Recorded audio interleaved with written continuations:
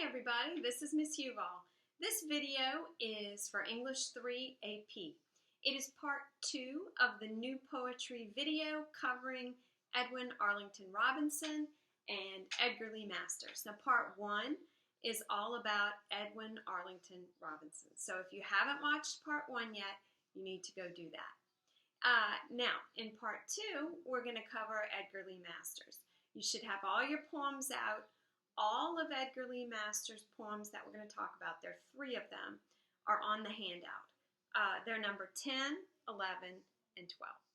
All right? So, in talking about Edgar Lee Masters, first we have to talk about the Spoon River Anthology. This was his amazing book of poetry that he wrote. It cemented his reputation as a very important American poet of his era. It was published in 1915. And what he did was that he imagined a town, Spoon River, and he imagined all of the people dead in the graveyard able to come back to life and write a little poem that expresses their experience, their advice, what they learned, words to live by, stuff like that. So it's a really interesting premise for a book of poetry. And Edgar Lee Masters is known as an American classic. So through his book, Spoon River Anthology, he's able to make a commentary on rural life in America. There are positive things and there are negative things. There are, among the 244 residents of the graveyard who speak to us from beyond the grave, there's a prostitute, librarian, an atheist, someone who's been poisoned, murdered, thieves, all manner of people are speaking to us from the grave about their experiences and about what they've learned about life. All right? So, we're going to start with Dora Williams, and her poem is number 10. I'm going to read it to you as you read along. These poems are also told in a narrative style. So these are narrative poems. You'll notice that Edgar Lee Masters has a very different poetic style than his contemporary Edwin Arlington Robinson. So whereas the poems are both narrative and they both feature one person and they tell about that person's life, the style of storytelling is extremely different. And the point of view is different also. So take a listen to Dora Williams. Read it with your little eyes as I read it to you. And on this one, once again, you're not trying to understand the whole poem. You're trying to get a gist of something that you can build your understanding on. That's how we read poetry. We don't get overwhelmed with the whole thing. We try to pull out one thing. And then we build our understanding off of that one thing. Okay, Dora Williams by Edgar Lee Masters. When Reuben Pantier ran away and threw me, I went to Springfield. There I met a lush, whose father, just deceased, left him a fortune. He married me when drunk. My life was wretched. A year passed, and one day they found him dead. That made me rich. I moved to Chicago. After a time, met Tyler Roundtree, villain. I moved on to New York. A gray-haired magnate went mad about me, so I gained another fortune. He died one night right in my arms, you know. I saw his purple face for years thereafter. There was almost a scandal. I moved on, this time, to Paris. I was now a woman, insidious, subtle, versed in the world, and rich. My sweet apartment near the Champs-Élysées became a center for all sorts of people, musicians, poets, dandies, artists, nobles, where we spoke French and German, Italian, English. I wed Count Navigato, a native of Genoa. We went to Rome. He poisoned me, I think. Now, in the Campo Santo, overlooking the sea where young Columbus dreamed new worlds, see what they chiseled. Contessa Navigato, implora eterna quiete. And I may be massacring the Italian there. I'm not sure at all. All right, so what jumps out at you at this point, on this poem, initially, I would think, is that this gal got around quite a bit. She had very, very many romances. Let's break that down. How many romances did she have? Now, in line 1, it talks about a guy named Reuben Pantier. He dumped her. Lines 2 to 5, she was in a relationship with a lush, a drunk whose name she does not divulge.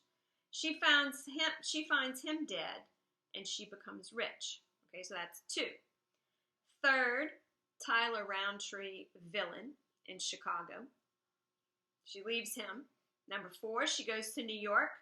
She gets together with a guy that she doesn't call by name, but says is a gray-haired magnate who died in her arms. There was almost a scandal, and it's his purple face she sees in her dreams, torments her in her dreams.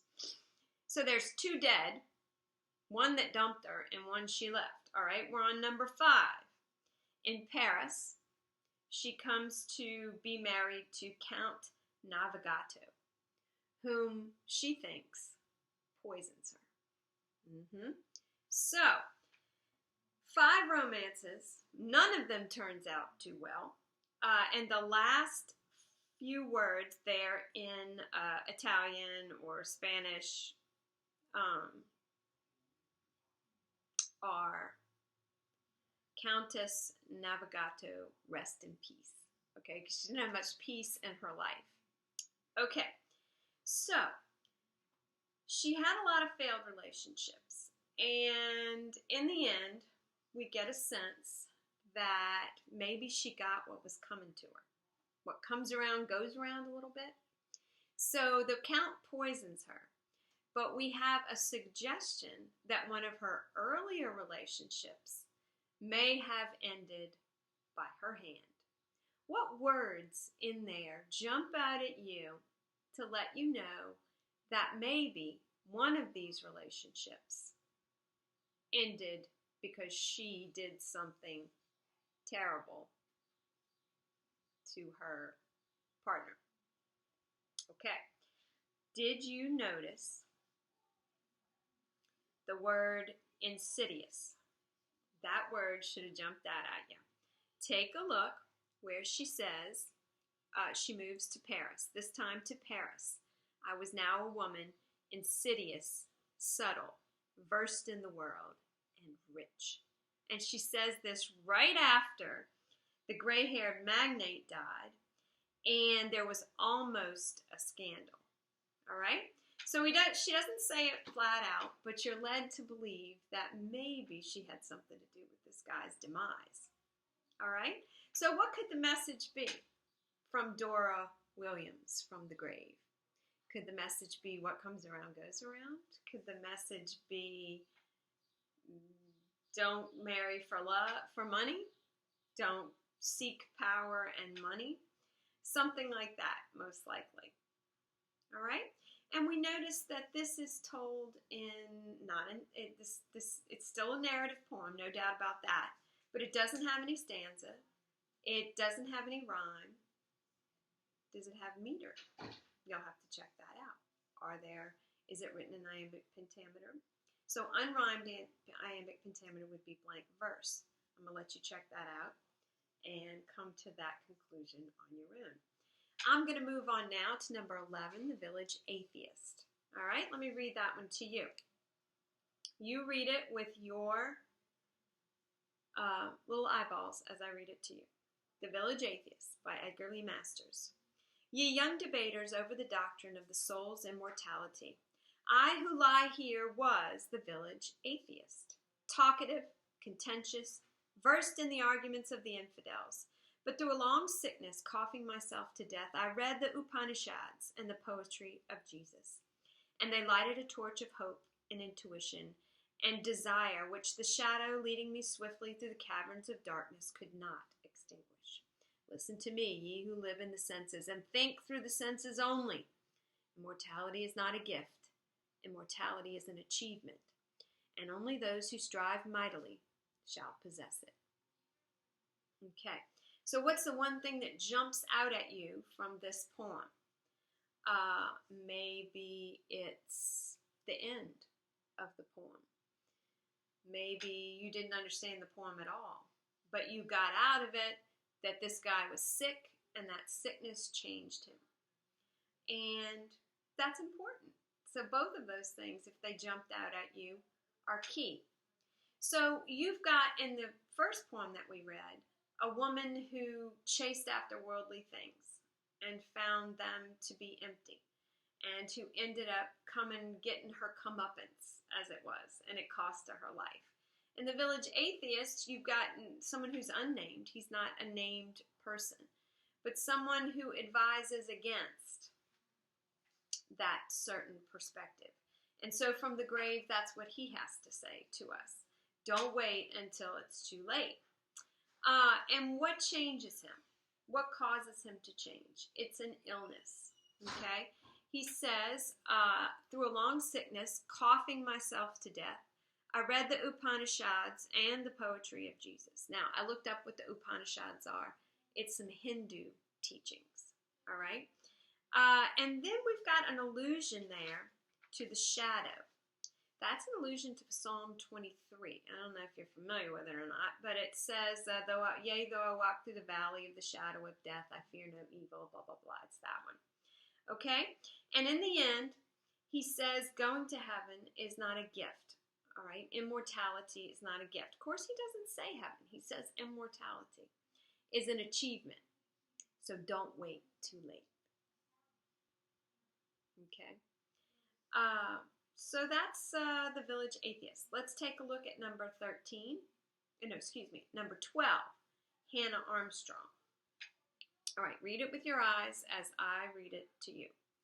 I wrote him a letter asking him for old time's sake to discharge my sick boy from the army, but maybe he couldn't read it. Then I went down and had James Garber, who wrote beautifully, write him a letter, but maybe that was lost in the mails. So I traveled all the way to Washington. I was more than an hour finding the White House, and when I found it, they turned me away, hiding their smiles. Then I thought, oh well, he ain't the same as when I boarded him and he and my husband worked together, and all of us called him Abe there in Menard. As a last attempt, I turned to a guard and said, please say it's old Aunt Hannah Armstrong from Illinois, come to see him about her sick boy in the army. Well, just in a moment, they let me in. And when he saw me, he broke in a laugh and dropped his business as president and wrote in his own hand Doug's discharge, talking the while of the early days and telling stories. Okay, so in this poem, Hannah Armstrong, we've got the speaker referencing him, and we get a sense that it's probably Abraham Lincoln. But by the end of the poem, it definitely is.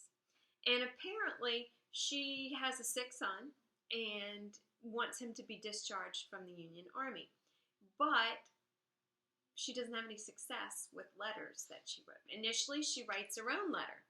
And she's afraid that maybe her spelling and her penmanship are too bad and it's not readable. So she goes to town and she asks someone to write the letter for her. She sends that letter. Maybe it got lost in the mail. So she heads from Illinois to Washington on behalf of her son and walks right up to the White House and asks to see the president. And they sort of snicker, making fun of her, because she's not, I guess, the ordinary sort of visitor they have at the White House. And they turn her away. And she says, well, I guess he's not the same kind of guy he used to be. Now you can't even get in to see him. So she makes a last-ditch effort, and she says, please tell him that it's old Aunt Hannah Armstrong. Apparently, she gives you a little backstory there. He was a boarder at her house and worked with her husband. So finally, when he hears that it's her, he lets her in and drops his business as president, comes and sits and visits with her, and in his own handwriting, writes the discharge papers for her son. So this is kind of an interesting story. It's not really advice about life unless you want to say, Maybe don't let power and success change who you are as a person. That could be a theme. But it's a neat little anecdote about a mother's love for her son and about what a great guy Abraham Lincoln was. All right? So these three poems give you sort of a sense of the book. It's called Spoon River Anthology. You can find PDFs of it all over the internet. If these poems are interesting to you, look up some more and read them. There's one in your textbook that we didn't do. It's on page 886 called Lucinda Matlock. That's a good one to read. Or you can look on the internet and find some. All right? So if you didn't do the challenge from Edwin Arlington Robinson, you might want to do this one. This challenge is Edwin Arlington Robinson versus Edgar Lee Masters. All right? So you're going to write a paragraph or two which compare and contrast the poems of Robinson and Masters. Be sure to address the point of view, meter and rhyme scheme, and purpose. Use specific detail and quotes from each poem and in-text citations. This paragraph should be about 7 to 10 sentences. It can always be more. And you can email it to me when you're finished. All right? So I will post this on JPAMS and Moodle so that you'll be able to access this document. All right. I hope everybody has a great day. Miss seeing you.